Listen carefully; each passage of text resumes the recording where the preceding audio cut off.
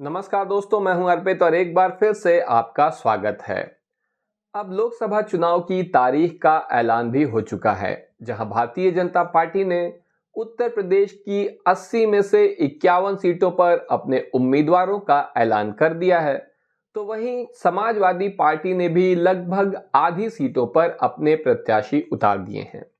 आज के इस वीडियो में हम बात करेंगे कि समाजवादी पार्टी आने वाली लिस्ट में किन प्रत्याशियों के नाम यहां पर देने जा रही है। तो आइए चलिए शुरू करते हैं। इसमें सबसे पहली सीट है बलिया। बलिया से समाजवादी पार्टी की तरफ से सबसे आगे नाम चल रहा है अंबिका चौधरी का। हालांकि यहां पर सनातन पांडे भी टिकट मांग रहे हैं, काफी जोर लगाए हुए हैं, लेकिन अंबिका चौधरी को ही टिकट मिलेगा। इसके पीछे वजह यह है कि एक तो सनातन पांडे 2019 में चुनाव लड़े थे और हार गए थे।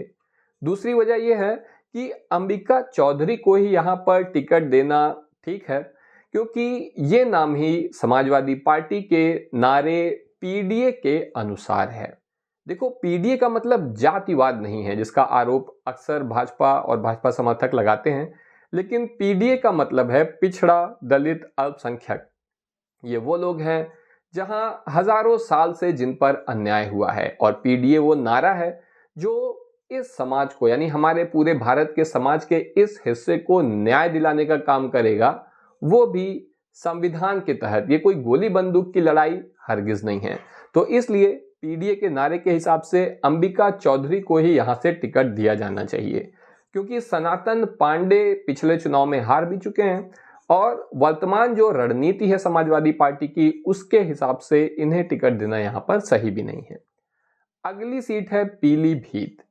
पीलीभीत से भगवत शरण गंगवार का नाम सबसे आगे चल रहा है। यहां पर भारतीय जनता पार्टी एक मुसीबत में फंसी है कि वो वरुण गांधी को टिकट दे या ना दे। तो पीलीभीत से भगवत शरण गंगवार समाजवादी पार्टी की तरफ से मैदान में उतरने जा रहे हैं। फूलपुर से अमरनाथ मौर्य का नाम सबसे पहले आश्चर्यजनक रूप से आ गया है। पहले लगातार ये हो रहा था कि ये सीट पल्लवी पटेल को दी जाएगी, लेकिन जो भीतर से जो खबरें आ रही हैं, उसके हिसाब से समाजवादी पार्टी की योजना ये है कि अगर भारतीय जनता पार्टी यहां से किसी पटेल प्रत्याशी को उतारती है, तब समाजवादी पार्टी यहां से किसी मौर्य को टिकट देगी, और ऐसे में अमरनाथ मौर्य का नाम सबसे आगे चल रहा है।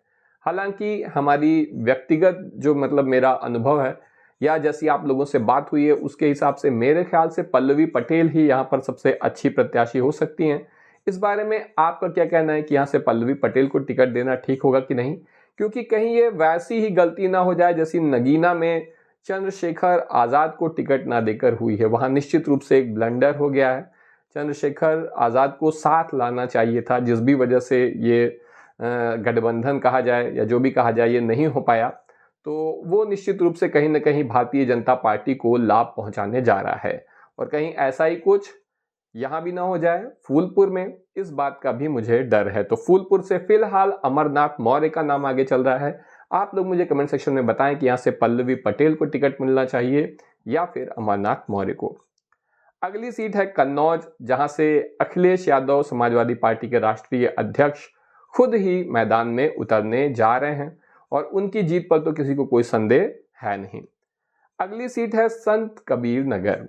संत कबीर नगर से जो है सनी यादव का नाम आगे चल रहा है, लेकिन क्योंकि ये एक ब्राह्मण बाहुल्य वाली सीट है, जनरल कैटेगरी के अधिक वोटर हैं, इसीलिए यहाँ पर कुशल तिवारी भी काफी एक्टिव हैं, और इन्हें जो है टिकट मिलने की संभावना काफी ज्यादा हो जा रही है। ये यहाँ के एक बाहुबली परिवार के सदस्य हैं, और अच्छा दबदबा है इनका, यहाँ पर अच्छे प्रत्याशी साबित हो सकते हैं। तो ऐसे में कुशल तिवारी को अगर टिकट दिया जाएगा तो ये भारी पड़ सकते हैं भारतीय जनता पार्टी पे, लेकिन तब जब ये जनरल कैटेगरी के वोटर्स को अपनी तरफ खींचने में सफल हों, क्योंकि उनकी संख्या अधिक है, लेकिन ये काम भी इनके लिए कठिन हो सकता है। तो संत कबीर नगर से कुशल तिवारी और सनी यादव का नाम आगे चल रहा है।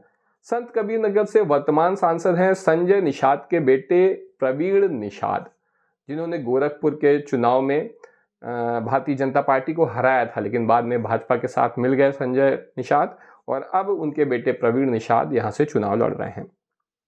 रॉबर्ट्सगंज से रवि गौड़ का नाम सबसे आगे चल रहा है, जबकि मुरादाबाद से एसटी हसन को टिकट मिलना बिल्कुल तय है।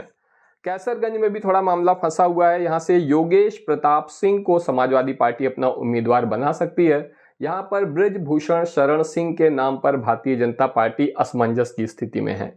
अगर उनका टिकट भाजपा काटेगी तो ऐसा कहा जा रहा है कि समाजवादी पार्टी उन्हें या उनके बेटे को टिकट दे सकती है, और अगर नहीं काटेगी तब कैसरगंज से योगेश प्रताप सिंह का नाम सबसे आगे है। मिर्जापुर से बाल कुमार पटेल का नाम सबसे आगे चल रहा है। यहाँ से भारतीय जनता पार्टी की तरफ से अनुप्रिया पटेल लड़ेंगी, और ऐसा माना जा रहा है कि बाल कुमार पटेल ही वो प्रत्याशी हैं जो यहाँ मजबूती के साथ अनुप्रिया पटेल को टक्कर दे सकते हैं। हालांकि खबर है कि समाजवादी पार्टी नेतृत्व या ये कहें कि राष्ट्रीय अध्यक्ष अखिलेश यादव चाहते हैं कि पल्लवी पटेल मिर्जापुर से चुनाव लड़ें। तो इस बारे में आपका क्या विचार है? क्या पल्लवी पटेल को मिर्जापुर से चुनाव लड़ना चाहिए या नहीं? मुझे कमेंट सेक्शन में जरूर बताएं। अगला सीट का नाम है कुशीनगर, जहां से स्वामी प्रसाद मौर्य के नाम की संभावना जताई जा रही है कि वो यहां से चुनाव लड़ सकते हैं इंडिया गठबंधन के तहत। ये भी एक अच्छा जो है मतलब अच्छा मूव हो सकता है, एक अच्छी योजना हो सकती है अगर यहाँ से स्वामी प्रसाद मौर्य को कुशीनगर से टिकट दिया जाए तो। श्रावस्ती से मसूद आलम या जेबा रिजवान और मकसूद आलम में से किसी एक व्यक्ति को टिकट मिल सकता है। यहीं कौशाम्बी से सबसे आगे नाम चल रहा है इंद्रजीत सरोज का। ऐसा मेरा मानना है कि इन्हें निश्चित रूप से टिकट दिया जाना चाहिए, दिया जाएगा भी, और ये चुनाव जीतने जा रहे हैं। इंद्रजीत सरोज सपा के राष्ट्रीय महासचिव हैं, एक मजबूत जमीन से जुड़े हुए नेता हैं, और कौशाम्बी से इनका टिकट फाइनल है। इसके अलावा मछली शहर से दीप चंद्र राम को टिकट मिलने जा रहा है। जी हाँ, ना तो यहाँ से रागिनी सोनकर को टिकट मिलेगा, ना ही दरोगा प्रसाद सरोज को, ये दोनों ही लोग विधायक हैं, बल्कि दीप चंद्र राम को टिकट दिया जाएगा जो पिछले 1 साल से चुनाव प्रचार में लगे हुए हैं। संभल से जियाउर रहमान बर्क, जो कि शफीकुर रहमान बर्क के पोते हैं, उनका टिकट बिल्कुल फाइनल है। सलेमपुर से रमाशंकर विद्यार्थी को टिकट दिया जा रहा है, जबकि घोसी से, जो कि एक हॉट सीट बनी हुई है, यहाँ पर संजय सिंह चौहान को टिकट मिलना तय है। हालांकि यहाँ पर राजीव राय का भी नाम चल रहा है, लेकिन बात वही है कि आपने अगर नारा पीडीए का दिया है तो फिर पीडीए को प्रतिनिधित्व भी दीजिए, यही सबसे अच्छी रणनीति हो सकती है। और ऐसे में संजय सिंह चौहान अगर यहाँ से चुनाव लड़ेंगे तो वो ओम प्रकाश राजभर के बेटे को जरूर चुनाव में हरा देंगे। तो इसलिए यहाँ से संजय सिंह चौहान की संभावना सबसे अधिक है। आपका इस बारे में क्या विचार है, इस लिस्ट के बारे में, और कौन प्रत्याशी आपको उसमें मजबूत या कमजोर लग रहे हैं? मुझे कमेंट सेक्शन में जरूर बताएं।